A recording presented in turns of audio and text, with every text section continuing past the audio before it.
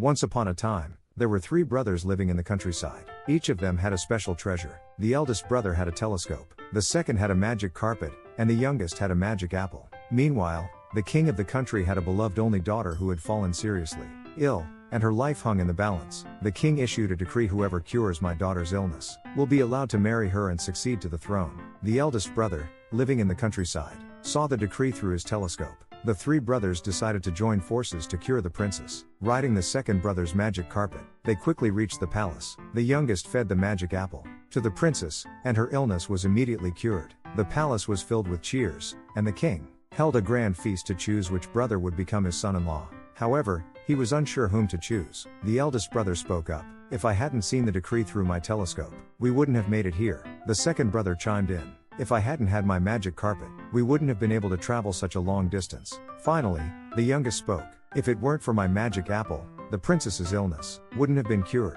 Now, if you were the king, who would you choose for the princess to marry? Without hesitation, the king announced the youngest as his son-in-law. The telescope and the magic carpet are still here, but the youngest gave the princess his magic apple, leaving nothing behind.